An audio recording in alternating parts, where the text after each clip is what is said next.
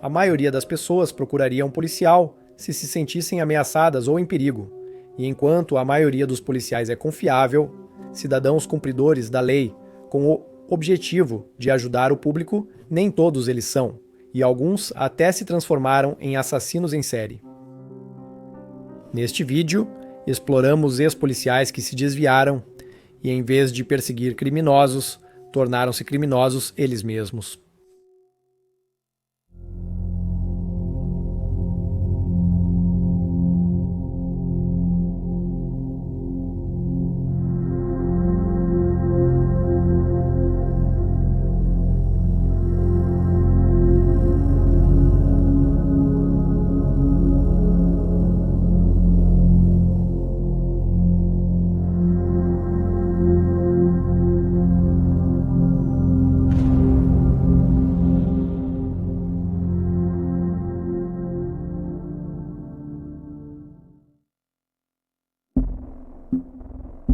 Mikhail Popkov.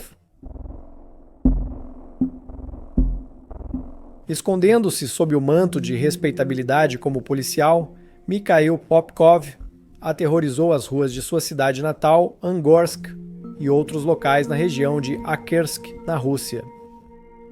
Entre 1992 e 2010, Popkov matou dezenas de mulheres entre 19 e 50 anos, além de um colega policial. Pouco se sabe sobre sua infância. Ele nasceu em 7 de março de 1964, em Orelsk, Krishnansky Krai, e mais tarde se mudou para Angarsk com seus pais. Sua mãe era supostamente alcoólatra e abusiva com seu filho. Ele se casou com Helena, e eles tiveram uma filha chamada Ekaterina, e ele entrou para a força policial em 1986, uma escolha de carreira que lhe proporcionaria o disfarce perfeito para seus atos grotescos. Popkov visava mulheres que faziam coisas que ele considerava imorais, como ir a festas sem acompanhantes masculinos. Vestindo seu uniforme de polícia, ele atraía vítimas à noite, oferecendo caronas para casa em seu carro policial. Sentindo-se seguras ao entrar no carro de um policial, Popkov não tinha problemas para pegar mulheres. Ele então dirigia suas vítimas para um local isolado, onde as forçava a se despir e as matava com ferramentas como facas, machados e chaves de fenda. A brutalidade dos ataques era chocante e lhe rendeu os apelidos de lobisomem e maníaco de Angarsk.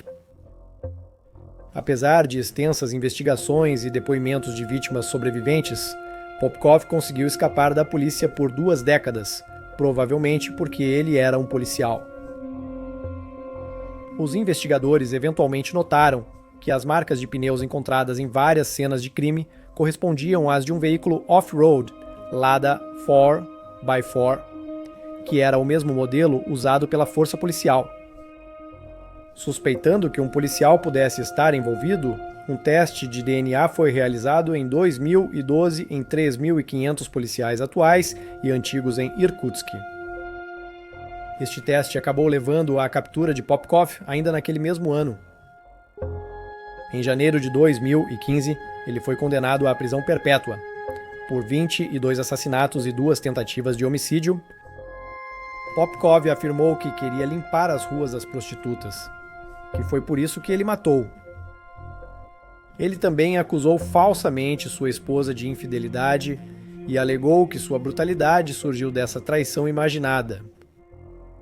2 anos após sua condenação inicial, Popkov confessou 59 assassinatos adicionais, elevando seu total para 81, superando os serial killers russos Andrei Chikatilo e Alexander Pikushkin. Em 10 de dezembro de 2018, ele foi condenado por mais 56 assassinatos em Okursk, resultando em uma segunda pena de prisão perpétua. Em julho de 2020, Popkov admitiu mais 2 assassinatos, aumentando seu total para 83. Ele foi considerado culpado por esses assassinatos em 4 de junho de 2021 e condenado a mais 9 anos e 8 meses. Em novembro de 2023, ele foi condenado a mais 10 anos por outros 3 assassinatos. Apesar de seus assassinatos depravados, Popkov foi considerado são, mas com uma atração patológica por matar pessoas. Ele é o serial killer mais prolífico da história moderna da Rússia. Após ser condenado, Popkov recorreu para tentar manter sua pensão policial. Não se sabe se ele teve sucesso.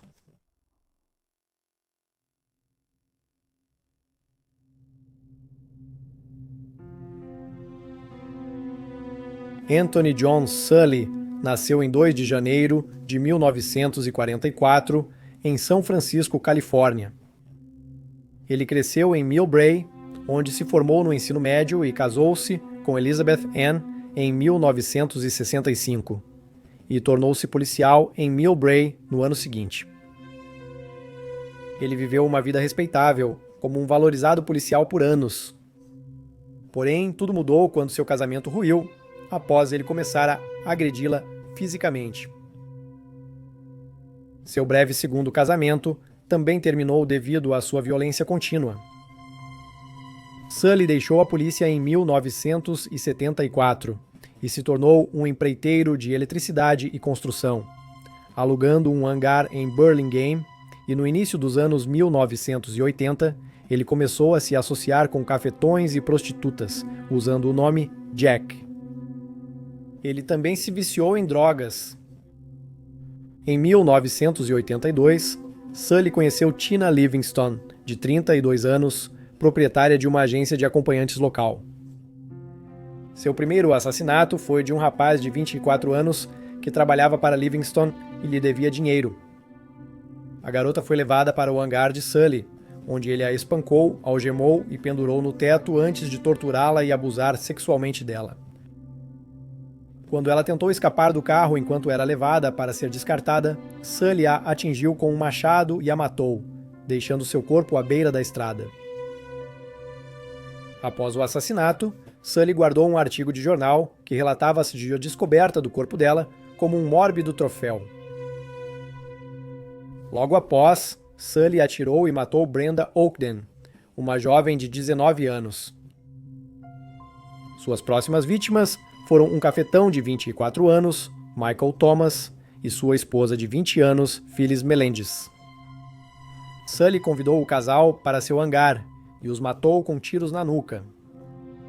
Ele então colocou os corpos de Oakden, Thomas e Melendez em tambores de 55 galões, preenchendo-os com concreto, e depois os jogou no Parque Golden Gate, onde foram encontrados alguns dias depois por um patrulheiro.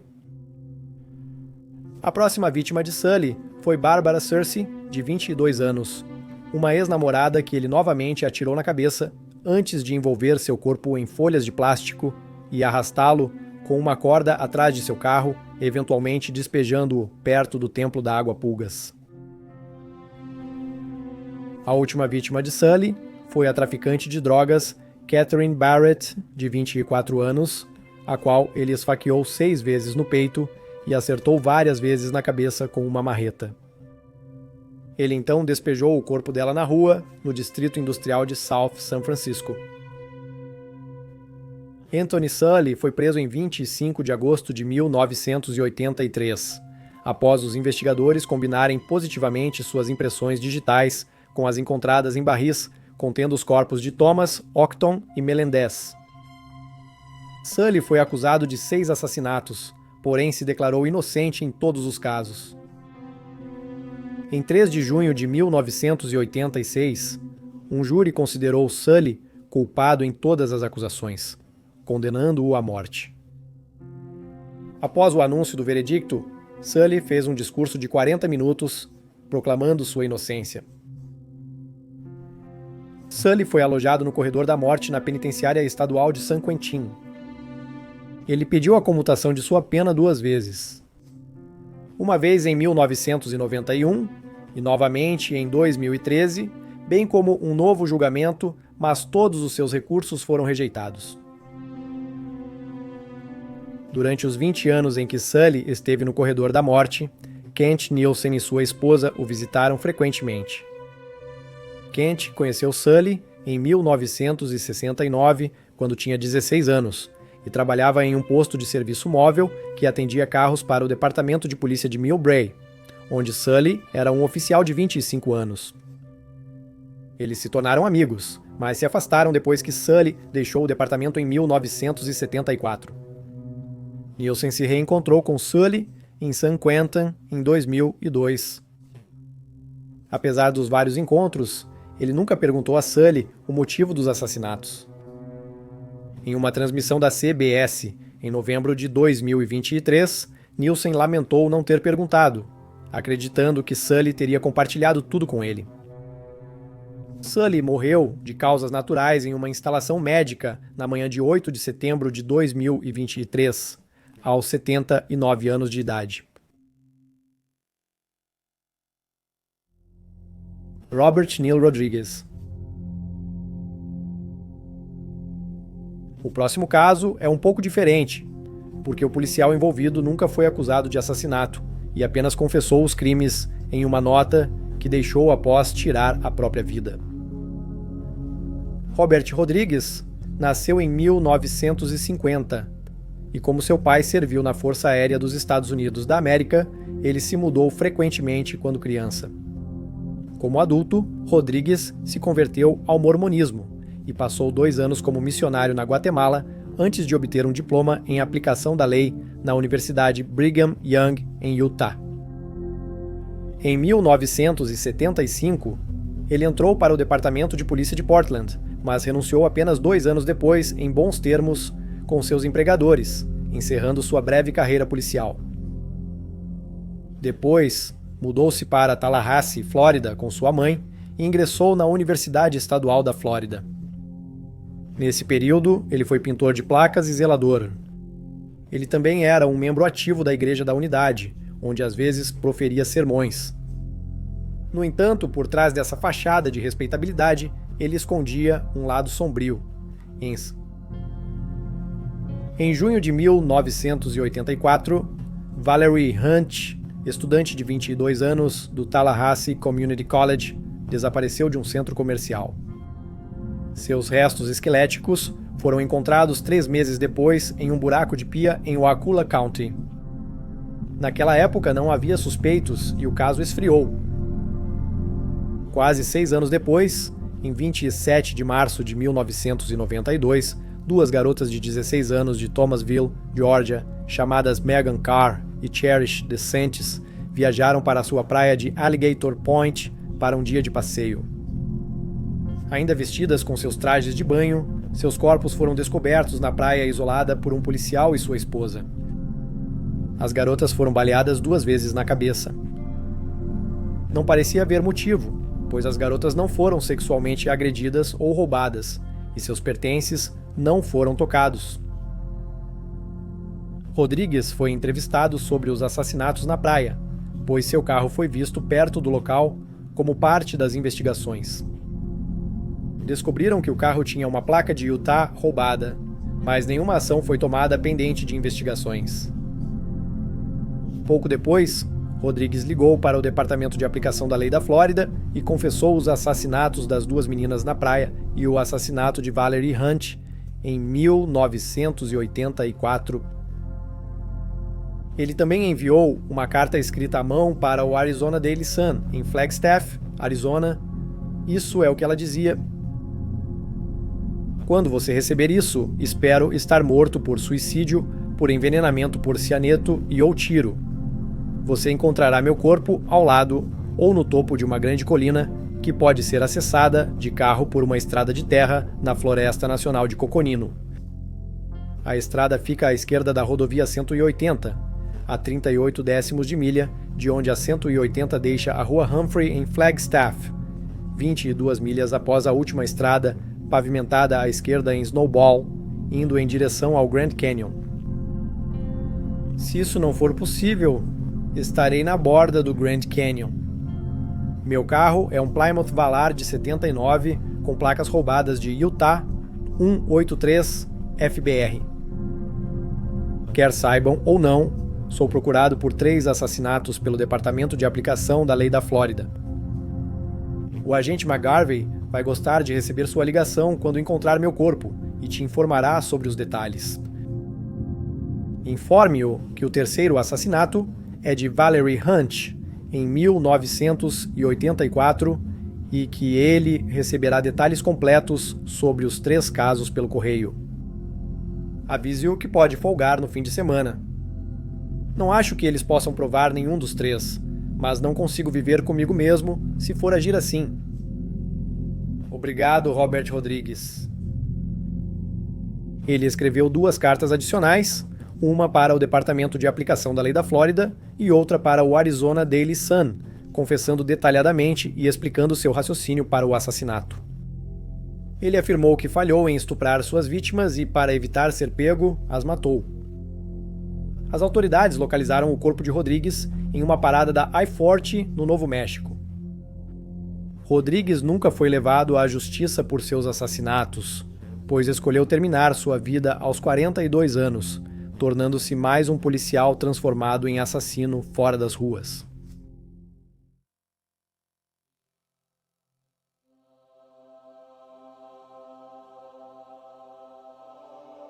Zivko Dimitrov foi um serial killer búlgaro e ex-policial que assassinou 6 pessoas na província de Dobrich entre 1975 e 1981, principalmente para roubar seu dinheiro. Ele nasceu em Tolberhin, agora conhecida como Dobrichin, em 1946. Como adulto, ele ingressou na força policial e, eventualmente, subiu para o posto de major na 1ª Divisão Regional do Departamento de Polícia Local. No entanto, ele não era popular entre seus colegas de trabalho, que o descreviam como arrogante e ameaçador para qualquer um que ousasse questioná-lo. Dimitrov cometeu seu primeiro assassinato no outono de 1975, quando convidou um homem chamado Yubin Yankov para culto à casa de seu pai em Tolberhin. Ele atraiu Yankov para o porão, onde fechou a porta e atirou nele pelas costas com sua pistola de serviço. Seu motivo era roubar o dinheiro que ele acreditava que Yankov carregava. No entanto, ele não encontrou dinheiro no homem e, em um acesso de raiva, arrastou seu corpo e o jogou em um poço no jardim. 2 semanas depois, Dimitrov chamou os inspetores de saúde para coletar amostras do poço. Eles descobriram uma infecção bacteriana inexplicada, o que levou ao fechamento do poço. No entanto, por razões desconhecidas, os trabalhadores não realizaram uma investigação minuciosa que poderia ter revelado os restos de Yankov. Cerca de 6 meses depois, Dimitrov matou um homem chamado Sabaidin Bayaktarov, de quem ele pretendia roubar novamente. Ele atirou na cabeça dele com sua pistola de serviço. Depois, encharcou o corpo com gasolina, ateou fogo e enterrou os restos. Ele relatou Bayaktarov como desaparecido, mas as autoridades não localizaram o corpo. Sua terceira vítima foi uma mulher chamada Zikaya Kerimova, a quem ele atraiu para uma área remota com a intenção de roubar dela. Ele a matou de maneira semelhante a Bayaktarov e enterrou o corpo dela na mesma área. Tarde da noite do dia 9 de fevereiro de 1981, Dimitrov, se passando por um policial, chegou a uma loja de departamentos em Tolbarrin. Ele se aproximou dos 2 seguranças que protegiam os únicos funcionários presentes no momento. Ele informou que estava assumindo e os dispensou. Dimitrov então informou aos 2 funcionários, Pasha e Vlaika, que precisava medir o tempo que levaria para levá-los ao banco mais próximo. Confiando nele como um oficial de alta patente, eles pegaram uma bolsa contendo as economias da loja, que totalizavam aproximadamente 100 mil levas, e os 3 entraram no carro de Dimitrov para começar sua jornada. O que aconteceu depois é incerto, mas os 2 funcionários foram mortos. Depois de matá-los, ele ligou para seu amigo, Sr. Biden, e perguntou se poderia pegar seu carro emprestado. O amigo concordou e buscou Peppa, namorada de Dimitrov, antes de ir ao local combinado. Ao chegar, Biden ficou horrorizado ao ver as 2 mulheres mortas. Mas antes que ele pudesse dizer qualquer coisa, Dimitrov sacou sua pistola e matou seu amigo com um tiro. Ele colocou o corpo do Sr. Biden no banco do motorista de seu carro e colocou seu relógio de ouro no pulso dele. Ele então pegou os lenços da mulher morta e os encharcou com gasolina antes de colocá-los no reservatório do carro e atear fogo neles na tentativa de jogar a culpa em seu amigo. Dimitrov e Pepper então fugiram da cena. No entanto, seu plano falhou quando os lenços se apagaram sozinhos, deixando tanto o carro quanto os corpos intactos. A horrível cena do crime foi descoberta acidentalmente no dia seguinte por 2 policiais de trânsito. Após identificarem o carro como de Dimitrov, questionaram conhecidos, que confirmaram sua partida recente da cidade com a namorada. Finalmente, Dimitrov foi preso em um trem por policiais que o reconheceram. Dimitrov confessou todos os assassinatos na tentativa de evitar a pena de morte, mas apesar de sua cooperação, ele ainda foi condenado à morte. Apesar de vários recursos, Dimitrov foi executado por fuzilamento dentro de 1 ano após sua condenação. Ele morreu com apenas 35 anos. 5. David Alan Gore. David Alan Gore usava ativamente seus empregos. Um deles incluía ser um delegado auxiliar do xerife para atrair suas vítimas. Ele tinha um cúmplice disposto em seu primo Fred Waterfield, e a dupla foi apelidada de Primos Assassinos. Gore nasceu na Flórida em 1953, mas mesmo como adolescente, ele achava difícil manter um emprego e foi demitido de seu primeiro emprego como frentista por espiar 100 horas usando o banheiro.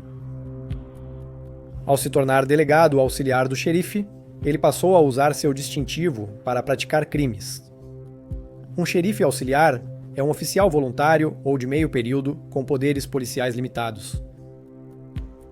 Após agressões sexuais não punidas a mulheres, Gore e Waterfield organizaram um esquema.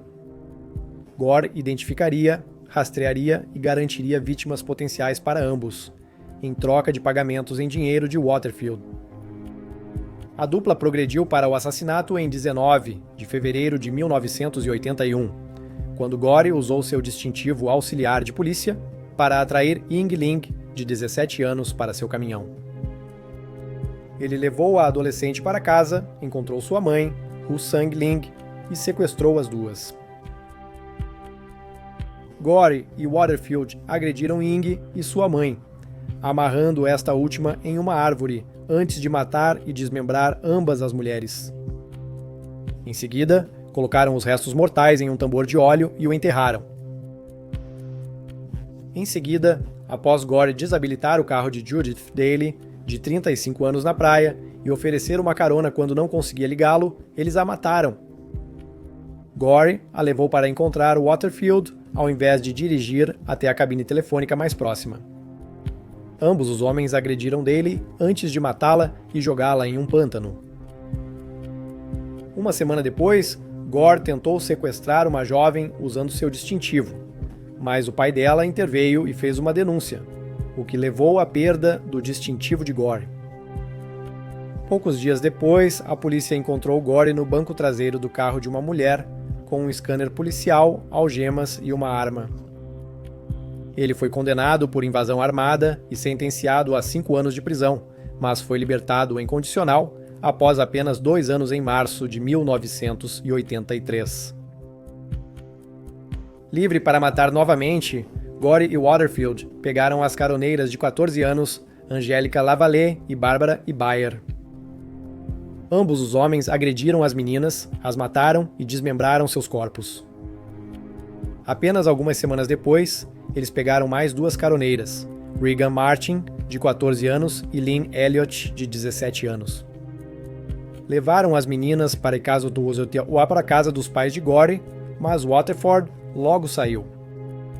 Gore atacou ambas as meninas depois de amarrá-las, mas Lynn Elliott conseguiu escapar e correr.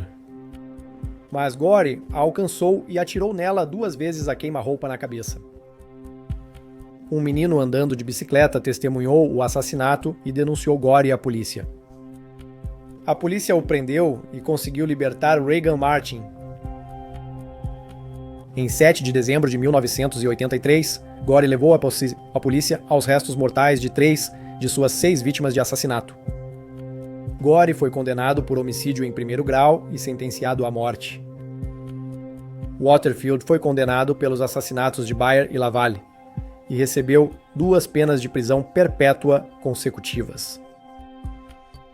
Após 28 anos no corredor da morte da Flórida, Gore foi executado por injeção letal às 19h19 da tarde de quinta-feira, 12 de abril de 2012. Enquanto estava amarrado a uma maca na câmara do corredor da morte, ele disse: "Eu sinto muito, eu tive remorso. Eu não sou o homem que eu era naquela época. Eu não temo a morte.